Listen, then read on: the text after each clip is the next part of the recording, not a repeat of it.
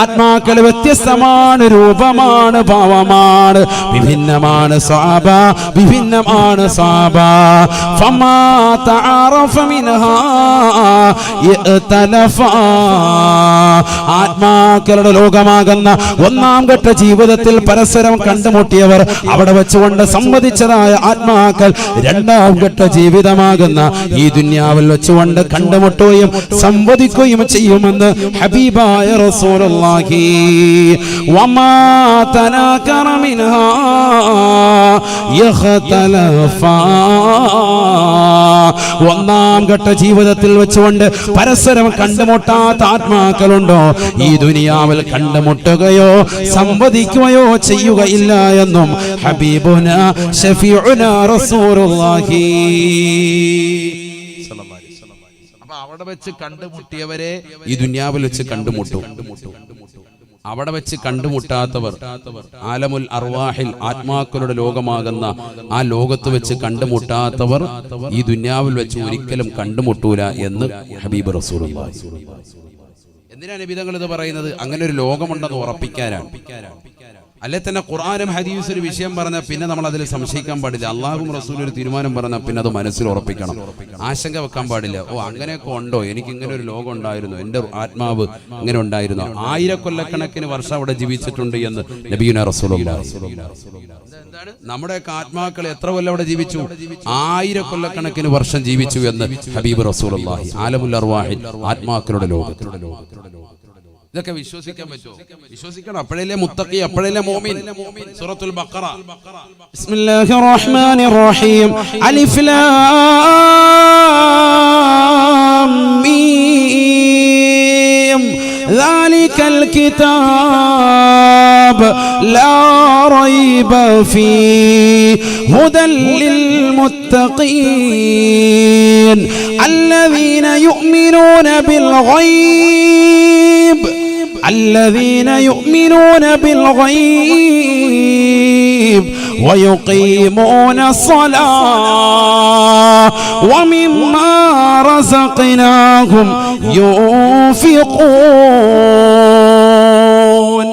الذين يؤمنون بالغيب. അദൃശ്യ ലോകത്തെ കൊണ്ട് വിശ്വസിക്കുന്നവൻ അവനാണ് മുത്തഖി, അവനാണ് യഥാർത്ഥ മുഅ്മിൻ. അങ്ങനെ ഒരു ലോകമുണ്ടെന്ന് വിശ്വസിച്ചേ പറ്റൂ. അല്ലാഹു തൗഫീഖ് നൽകട്ടെ.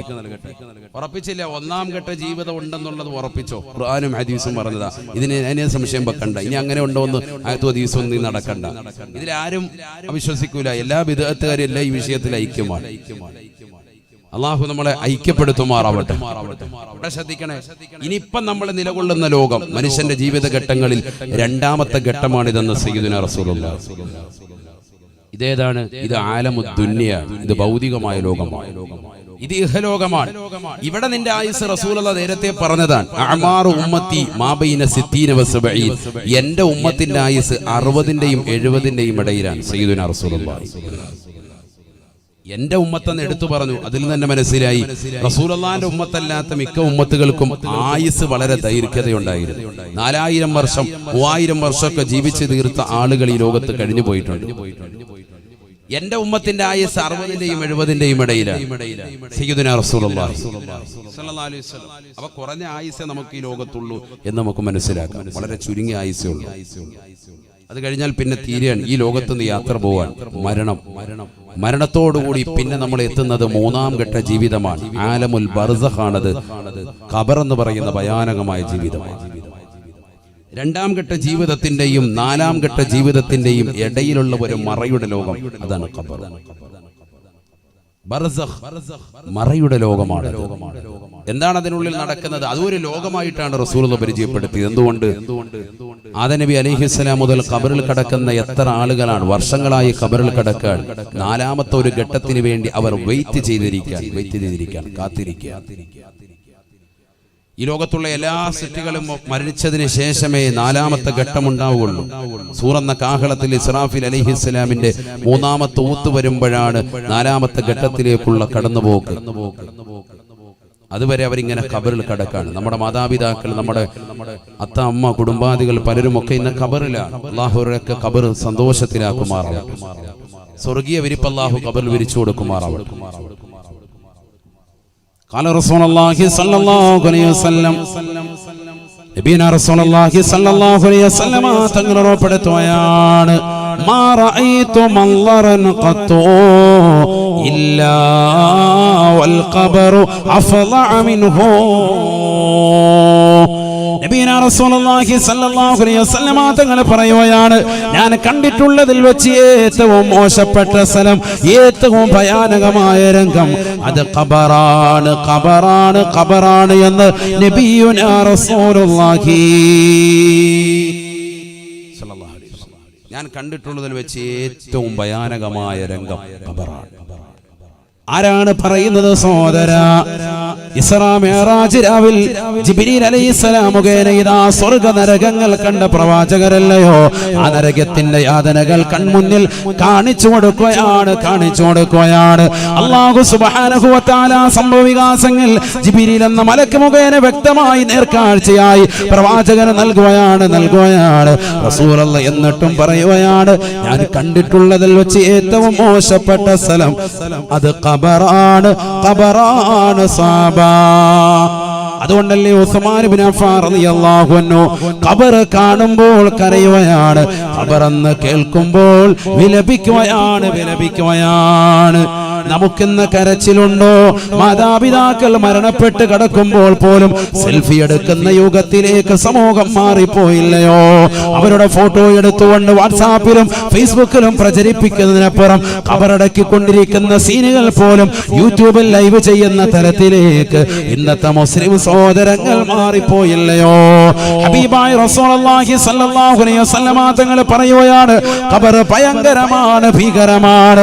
ഉസ്മാൻ ഇബ്നു അഫ്ഫാൻ റളിയല്ലാഹു അൻഹു അത് കേട്ടുകൊണ്ട് പൊട്ടിക്കരയുകയാണ്. വയുബ്കീക യാ ഉസ്മാൻ, ഉസ്മാനേ എന്താണ് ഇത്രത്തോളം കരയാൻ മാത്രം? ഖബർ എന്ന് കേൾക്കുമ്പോൾ വിലപിക്കുന്നത് എന്താണ്? ഖബർ കാണുമ്പോൾ ഇത്രത്തോളം പൊട്ടിക്കരയുന്നത് എന്താണ്? ഉസ്മാൻ ഇബ്നു അഫ്ഫാൻ റളിയല്ലാഹു അൻഹു പറയുകയാണ്, ലൗ കുന്തു ഫിൽ മഹ്ശരി കുന്തു മഅന്നാസ്.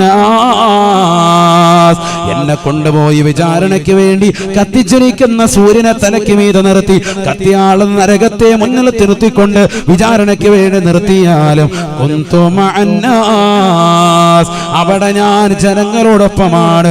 ഈ ദുനിയാവിൽ നമസ്കരിച്ചവരുണ്ട്, ഈ ദുനിയാവിൽ സക്കാത്ത് കൊടുത്തവരുണ്ട്, ഈ ദുനിയാവിൽ നോമ്പ് നോറ്റവരുണ്ട്, ഈ ദുനിയാവിൽ ഹജ്ജ് ചെയ്തവരുണ്ട്, ഈ ദുനിയാവിൽ ഉംറ നിർവഹിച്ചവരുണ്ട്, ഈ ദുനിയാവിൽ പാവങ്ങളുടെ കണ്ണീരപ്പിയവരുണ്ട്, ഈ ദുനിയാവിൽ നിരാലംബര കവലംബമായവരുണ്ട്, ഈ ദുനിയാവിൽ നാട്ടിലുള്ളതാകുന്ന പാവപ്പെട്ട സഹോദര സഹോദരിമാരെ ഒരുമിച്ച് കൂട്ടിക്കൊണ്ട് കോടിക്കണക്കിന് സലാത്തിന് നേതൃത്വം കൊടുത്ത അജ്വയുടെ പ്രവർത്തകരുണ്ട്, ഈ ദുനിയാവിൽ പാവങ്ങളുടെ കണ്ണീരപ്പിയ ആളുകളുണ്ട്, നിരാലംബര കവലംബമായ ആളുകളുണ്ട്, നിരാശ്രയർക്ക് ആശ്രയത്വം കൊടുത്ത ആളുകളുണ്ട്. ഈ ദുനിയാവിൽ എത്രത്തോളം നന്മകൾ ചെയ്യാൻ പറ്റുമോ ആ നന്മകൾ മുഴുവനും സാംശീകരിച്ചതായ ആളുകളെയെല്ലാം കൊണ്ടുവരുന്ന സ്ഥലമല്ലയോ മഹ്ശറ? അവിടെ നന്മ ചെയ്തവരുമുണ്ട്, അവിടെ തിന്മ ചെയ്തവരുമുണ്ട്. മഹ്ശറയിൽ ഞാൻ ഒറ്റക്കല്ല കുന്തു മഅന്നാസ്. വിചാരണ ഞാൻ നേരിടേണ്ടി വരിക, എന്റെ കൂടെ ആളുകളുണ്ട്. വൈദാ കുന്തു ഫിന്നാർ. മൂന്നാം ഖലീഫയായ ഹബീബായ റസൂലുള്ളാഹി സ്വല്ലല്ലാഹു അലൈഹി വസല്ലം തങ്ങളുടെ രണ്ട് മക്കളെ വിവാഹം ചെയ്തതായ ദിന്നൂറൈനായ ഉസ്മാൻ ഇബ്നു അഫ്ഫാൻ റളിയല്ലാഹു അൻഹു പറയുകയാണ്, എനിക്ക് ഖബർ കേൾക്കുമ്പോൾ കരച്ചിൽ വരാനുള്ള കാരണം നരകത്തിലേക്ക് അല്ലാഹു എന്നെ വലിച്ചെറിഞ്ഞാലും കുന്തു മഅന്നാസ്, അവിടെയും എൻ്റെ കൂടെ ആളുകളുണ്ട്. ഈ ദുനിയാവിൽ കള്ളു കുടിച്ചവരുണ്ട്, ഈ ദുനിയാവിൽ വിചരിച്ചവരുണ്ട്, ഈ ദുനിയാവിൽ കഞ്ചാവിനടിമപ്പെട്ട ചെറുപ്പക്കാരുണ്ട്, ലഹരിക്കടിമപ്പെട്ട സഹോദരിമാരുണ്ട്, മാതാപിതാക്കൾ മറന്നുകൊണ്ട് കാമകന്റെ ബൈക്കിന്റെ പിന്നാമ്പുറത്ത് കറങ്ങി നടക്കുന്ന സഹോദരിമാരുണ്ട്, യുവതികളുണ്ട്, 40കാരികളാകുന്ന സഹോദരിമാര് സ്വന്തം മക്കളെ മറന്നുകൊണ്ട് അന്യരാക്കപ്പെട്ട ചെറുപ്പക്കാരുമായി ഒളിച്ചോടിപ്പോകുന്നതായ സഹോദരിമാരുണ്ട്.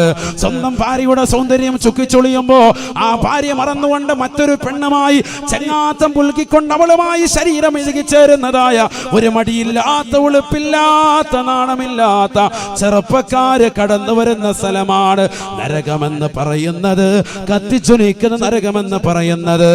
അതുകൊണ്ട് ഞാൻ നരകത്തിൽ ഒറ്റക്കല്ല. ഖുർആനിൽ തന്നെ അല്ലാഹു പറഞ്ഞില്ലയോ, لأملأن جهنم من الجنة والناس أجمعين. ലോകത്തുള്ളതാകുന്ന മനുഷ്യജിന്ന് വർഗത്തെ കൊണ്ട് ഞാൻ നരകം നിറയ്ക്കുന്നതാണ്, തീർച്ചയായും നിറയ്ക്കുന്നതാണ്, തീർച്ചയായും നിറയ്ക്കുന്നതാണ് എന്ന് അള്ളാഹു ഓർമ്മപ്പെടുത്തിയതാണ്, അള്ളാഹു പറഞ്ഞതാണ്. അതുകൊണ്ട് ഈ പാവപ്പെട്ട ഉസ്മാനിനെ അള്ളാഹുവിന്റെ അലങ്കരീയമായ വിധി പ്രകാരം കത്തിച്ചൊലിക്കുന്ന നരകത്തിലേക്ക് എറിയപ്പെട്ടാലും അവിടെയും എൻ്റെ കൂടെ ആളുകളുണ്ട്. ഈ ദുന്യാവിൽ തിന്മ ചെയ്തവളുണ്ട്. മാതാപിതാക്കളെ വൃദ്ധസദനത്തിലേക്ക് തള്ളിവിട്ടതായ മക്കളില്ലയോ? മക്കളെ കൊണ്ടുപോയി അമ്മത്തൊട്ടിലേക്ക് വലിച്ചെറിഞ്ഞതായ രക്ഷിതാക്കളില്ലയോ? മക്കൾക്ക് ദീൻ കൊടുക്കാത്തതായ മാതാപിതാക്കളില്ലയോ? ദീൻ കൊടുത്തിട്ട് പോലും മക്കളെ മറക്കുന്നതായ മക്കളില്ലയോ? മാതാപിതാക്കളെ മറക്കുന്നവരില്ലയോ? ഒളിച്ചോടി പോകാൻ വെമ്പലോടുകൂടി നിൽക്കുന്ന 18-ന്റെയും 20-ന്റെയും നിറകുടങ്ങളായ യുവതികളില്ലയോ? ഇവരെല്ലാവരും എൻ്റെ കൂടെ ഉണ്ടാകും. ചുരുക്കത്തിൽ ഞാൻ മഹശറയിൽ ഒറ്റയ്ക്കല്ല, നരകത്തിലും ഒറ്റയ്ക്കല്ല, എൻ്റെ കൂടെ ആളുകളുണ്ട്, ആളുകളുണ്ട്. വലാകിൻ ഇദാ കുന്തു ഫിൽ ഖബരി ലം യകുൻ മഈ അഹദ്. ഞാൻ ആറടി മണ്ണിന്റെ ഇരുട്ടറയാകുന്ന ഈ ഭൂമുഖത്ത് നിന്ന് ഇതിന്റെ താഴത്തേക്ക് പോയി കഴിഞ്ഞാൽ ഒരാളും എന്നോടൊപ്പമില്ല, ഒരാൾ പോലും തുണയില്ല. എനിക്ക് ദുനിയാവിൽ കള്ള് വാങ്ങിച്ചു തന്നവൻ, ദുനിയാവിൽ എന്നെ വിചാരശാലയിലേക്ക് കൊണ്ടുപോയവൻ ബാംഗ്ലൂരിലുണ്ടടാ, ബാംഗ്ലൂരിലുണ്ടടാ, എറണാകുളത്തുണ്ടടാ, തിരുവനന്തപുരത്തുണ്ടടാ, ഡൽഹിയിലുണ്ടടാ എന്ന് പറഞ്ഞ് റെഡ് സീറ്റുകളെ പരിചയപ്പെടുത്തിയതായ വാക്കളില്ലയോ? ഒരാൾ പോലും എനിക്ക് തുണയില്ല, തുണയില്ല. ഖബറിൽ ഞാൻ ഒറ്റയ്ക്കാണ്, ഖബറിൽ ഞാൻ ഭീതിതനാണ്, ഖബറിൽ എന്നെ രക്ഷപ്പെടുത്താൻ ആരുമില്ല. ഞാൻ ഒറ്റയ്ക്കാണ്, ഒറ്റയ്ക്കാ. അതുകൊണ്ടാണ് ഖബർ കേൾക്കുമ്പോൾ കരയുന്നത് എന്ന് ഉസ്മാൻ ഇബ്നു അഫ്ഫാൻ റളിയല്ലാഹു അൻഹു. ചിന്തിച്ചിട്ടുണ്ടോ സഹോദര? കാലാമ്പൂരിലുള്ള പ്രിയപ്പെട്ട മുസ്ലിമേ, ഒരുമിച്ച് കൂടി ആയിരക്കണക്കിന് സഹോദരിമാരെ, ചിന്തിച്ചിട്ടുണ്ടോ ഖബറിനെ കുറിച്ച്? അടുത്ത സെക്കൻഡിൽ പോകേണ്ടതാണ്. നിന്റെ ഭാര്യ വരൂല, നിന്റെ ഭർത്താവ് വരൂല, നിന്റെ കൂട്ടുകാരനില്ല, നിന്റെ സഹോദരനില്ല, നിന്റെ അയൽവാസികളില്ല, നിന്റെ ബന്ധുമിത്രാദികളില്ല. നീ ചൊല്ലിയതായ സ്വലാത്തല്ലാതെ, നീ നമസ്കരിച്ച നമസ്കാരമല്ലാതെ, നീ ചൊല്ലി തീർത്തിയതാകുന്ന ദിക്റുകളല്ലാതെ, നീ പാവങ്ങളുടെ കണ്ണീരൊപ്പിയതല്ലാതെ, നീ നിരാലംബര കവലംബമായതല്ലാതെ, നിരാശ്രയർക്ക് ആശ്രയത്വം കൊടുത്തതല്ലാതെ, പട്ടിണി പാവങ്ങളുടെ കണ്ണീരൊപ്പിയതല്ലാതെ, വിധവകൾ കത്താടിയായി വർദ്ധിച്ചതല്ലാതെ, നിന്റെ ജീവിതത്തിൽ അജ്വാ പ്രവർത്തകരോടൊപ്പം നെഞ്ചൂക്കോട് ചേർന്നുകൊണ്ട് നീ ചൊല്ലിയതാകുന്ന സലാത്തുകളില്ലയോ? 313 വെച്ച് ചൊല്ലിക്കൊണ്ട് നീ ചൊല്ലി ബുക്കിലേക്ക് രേഖപ്പെടുത്തിയതായ നിന്റെ ലക്ഷക്കണക്കിന് സലാത്തില്ലയോ? അതല്ലാതെ ഒന്നും നിനക്ക് ഖബറിൽ തുണയില്ല, തുണയില്ല. ഖബർ നിസ്സാരമല്ല, ഖബർ ചെറുതല്ല, ചെറുതല്ല. അതുകൊണ്ടാണ് ഉസ്മാൻ ഇബ്നു അഫ്ഫാൻ റളിയല്ലാഹു അൻഹു തന്റെ ജീവിത കാലഘട്ടത്തിൽ ഏത് മനുഷ്യനെ മരിച്ചു കഴിഞ്ഞാലും അവനെ കുളിപ്പിക്കുകയാണ്, കഫൻ ചെയ്യുകയാണ്, കൊണ്ടുപോയി ഖബറിലേക്ക് വെച്ചിട്ട് ഖബറിന്റെ സമീപത്ത് നിന്നുകൊണ്ട് ലോകം മുഴുവൻ കേൾക്കേ ബഹുമാനപ്പെട്ടവർ ഉറക്കെ പാടുകയാണ്.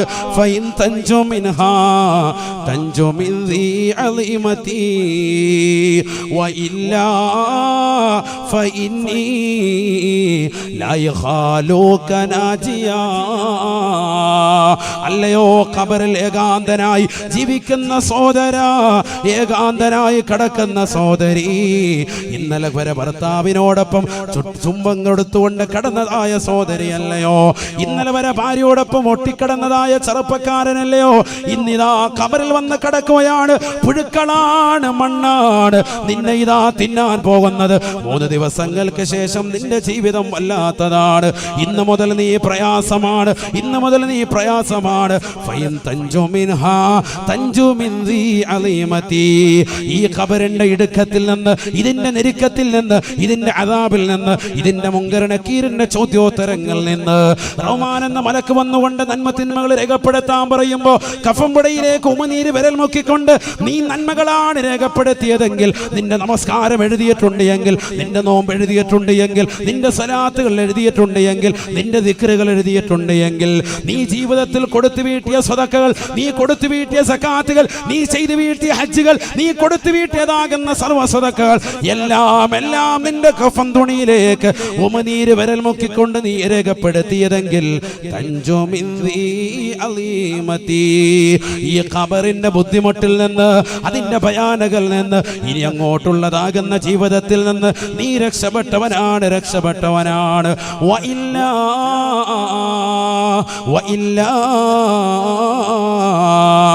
ഈ ഖബറിന്റെ ഇടുക്കത്തിൽ നിന്ന്, അതിന്റെ ഞെരുക്കത്തിൽ നിന്ന്, അതിന്റെ അദാബിൽ നിന്ന്, അതിന്റെ ചോദ്യോത്തരങ്ങളിൽ നിന്ന്, മുൻകർ നക്കീർ അലൈഹിസ്സലാമിന്റെ ഭീതിതമാകുന്ന ചോദ്യങ്ങളിൽ നിന്ന് റഹ്മാൻ എന്ന മലക്ക് വന്നുകൊണ്ട് നിന്നോട് നന്മ തിന്മകൾ രേഖപ്പെടുത്താൻ പറയുമ്പോ ഉമനീര് വിരൽ മുക്കിക്കൊണ്ട് തിന്മകളാണ് കഫംപുടയിലേക്ക് എഴുതി വെച്ചതെങ്കിൽ, നീ കള്ളു കുടിച്ചത്, നീ വിചരിച്ചത്, അള്ളാന്റെ പള്ളിയിൽ നിന്ന് ബാങ്ക് വിളിക്കുമ്പോ ആ ബാങ്കിന് ഉത്തരം കൊടുക്കാതെ കൂട്ടുകാരനുമായി സിനിമ കാണാൻ പോയത്, തിയേറ്ററിന്റെ മുന്നിൽ ക്യൂ നിന്നത്, ബീവറേജിന്റെ മുന്നിൽ ക്യൂ നിന്നത്, ഒളിച്ചും പാത്തിയും കഞ്ചാവടിച്ചും കറങ്ങി നടന്നത്, ബൈക്കിന്റെ പിന്നാമ്പുറത്ത് കൂട്ടുകാരികളുമായി കറങ്ങി നടന്നത്, ബീച്ച് റോഡുകൾ രാത്രിയുടെ സമയങ്ങളിൽ നീ സജീവമാക്കിയത് എല്ലാം നിനക്ക് പ്രയാസമാണ്. ലാ യഖാലുക നാജിയാ, നിന്നെ കുറിച്ച് രക്ഷപ്പെട്ടവനാണെന്ന് പറയാൻ ഈ ഉസ്മാനിനെ കൊണ്ട് പറ്റൂല.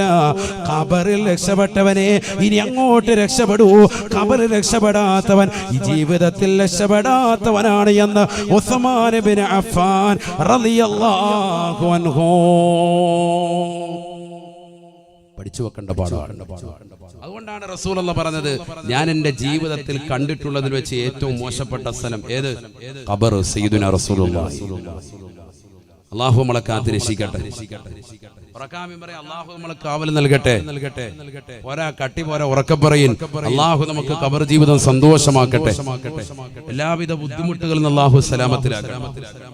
അവിടുന്ന് പിന്നെ അങ്ങോട്ട് പോകുന്നത് അടുത്ത ഘട്ടമാണ്, ആലമുൽ ഹശ്റാണ്. സയ്യിദുനാ റസൂലുള്ളാഹി.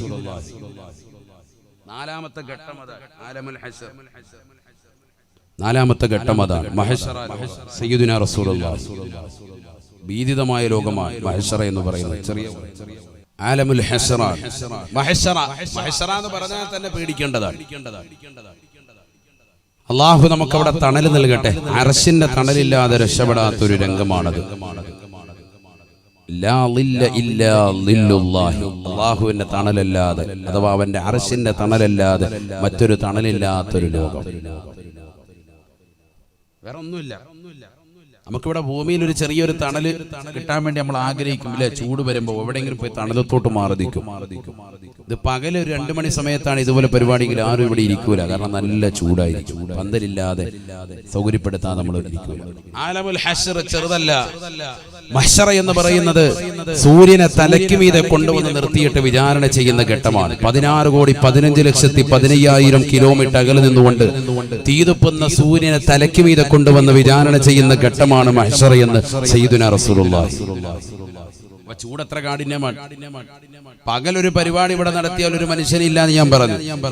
എന്നാൽ ഈ സൂര്യനെ തലയ്ക്ക് മീതെ കൊണ്ടുവന്ന് നിർത്തിയിട്ട് ചുട്ടുപഴുത്ത മണലാരുണ്യത്തിൽ കൊണ്ടുവന്ന് നിർത്തുകയാണ്. സുബ്ഹാനല്ലാഹ്. ചെറിയ രംഗമല്ല.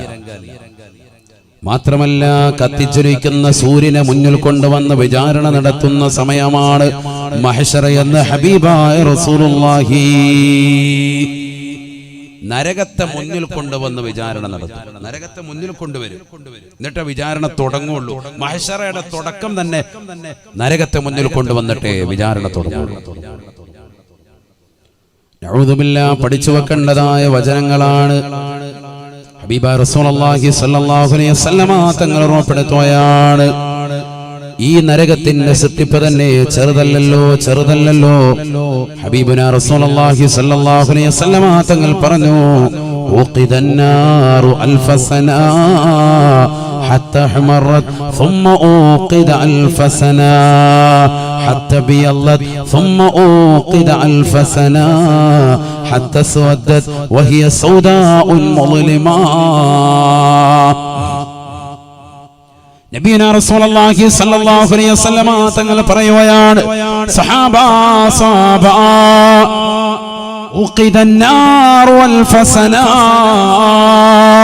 അല്ലാഹു സുബ്ഹാനഹു വ തആല നരകത്തെ 1000 വർഷം നിരന്തരമായി രാവും പകലും അല്ലാഹു കത്തിച്ചുവത്രേ.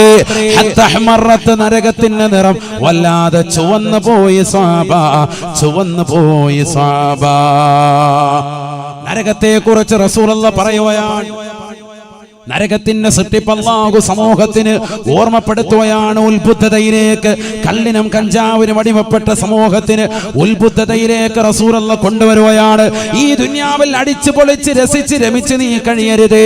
നിനക്കൊരു ലോകം വരാനുണ്ട്, അത് ഖബറാണ്. അത് കഴിഞ്ഞൊരു ലോകം വരാനുണ്ട്, അത് മഹ്ശറയാണ്. കത്തിച്ചൊലിക്കുന്ന സൂര്യനെ തലയ്ക്ക് മീതെ കൊണ്ടുവന്ന് നിർത്തുന്ന ലോകമാണ്. കത്തിയാളുന്ന നരകത്തെ മുന്നിൽ കൊണ്ടുവന്ന് വിചാരണ നടത്തുന്ന ലോകമാണ്. ആ നരകത്തെ കുറിച്ച് റസൂലുള്ളാഹി വാചാലനാവുകയാണ്. പഠിച്ചു വെക്കണേ കാലാമ്പൂർ ഒരുമിച്ച് കൂടിയ വാറ്റുഴിയിലുള്ള പ്രിയപ്പെട്ട സഹോദരിമാരെ, പഠിച്ചു വെക്കണേ ചെറുപ്പക്കാരാ. അല്ലാഹുവിന്റെ റസൂൽ പറയുകയാണ്,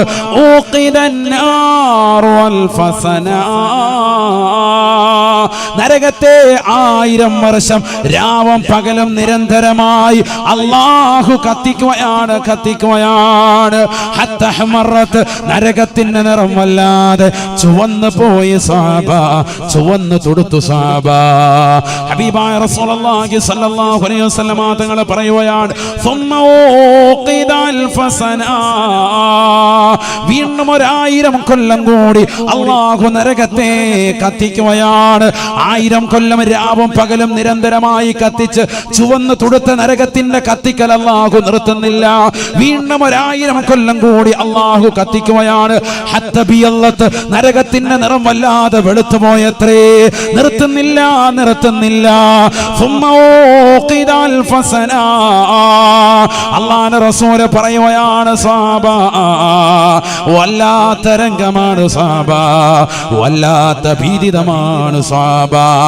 1000 വർഷം നിരന്തരമായി കത്തിച്ച് ചുവന്നു തൊടുത്ത നരകം, വീണ്ടും 1000 കൊല്ലം കൂടി കത്തിച്ച് വെളുത്തു പോയ നരകം. ആ നരകത്തെ അല്ലാഹു കത്തിക്കൽ നിർത്തുന്നില്ല. രാവും പകലും നിരന്തരമായി കത്തിക്കുകയാണ്. വീണ്ടും 1000 കൊല്ലം കൂടി കത്തിക്കാൻ പറയുകയാണ്. 3000 വർഷം നിരന്തരമായി രാവും പകലും അല്ലാഹു കത്തിക്കുകയാണ്.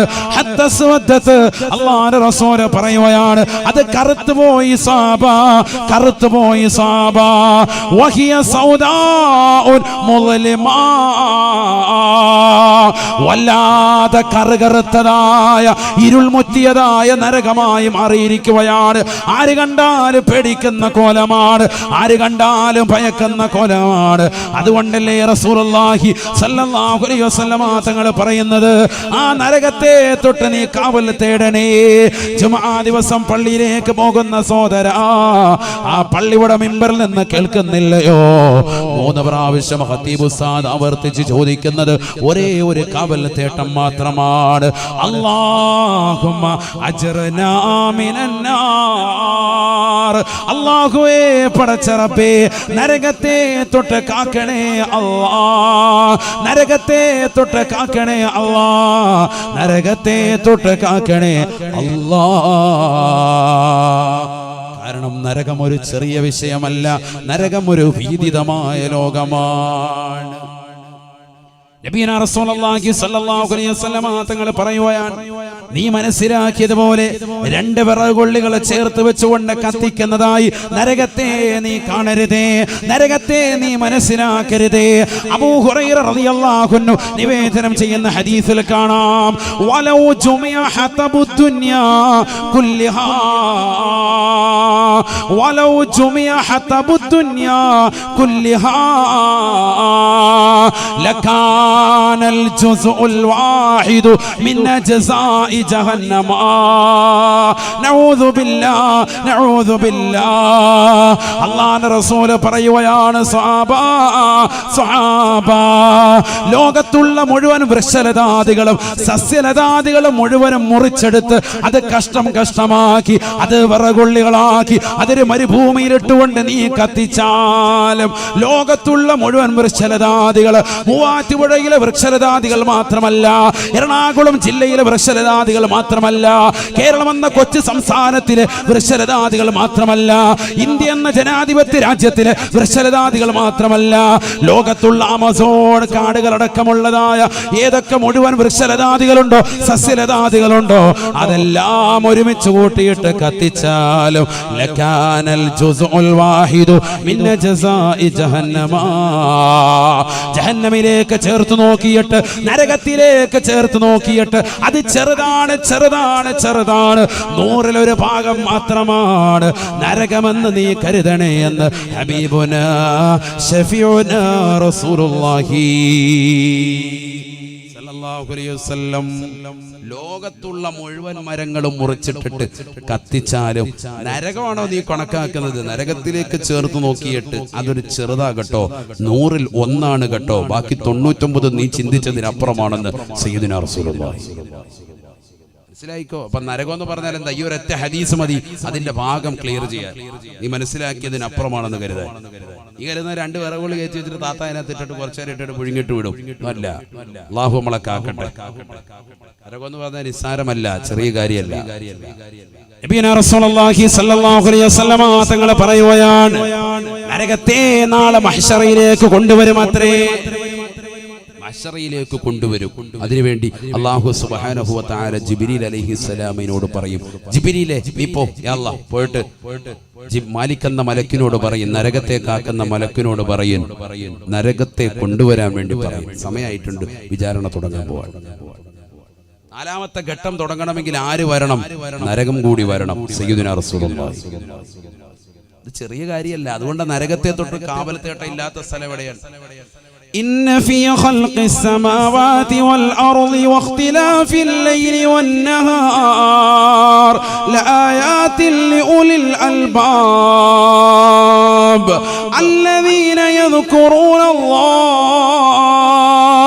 الذين يذكرون الله قياما وقعودا وعلى جنوبهم ويتفكرون في خلق السماوات والأرض ربنا ما خلقت هذا باطلا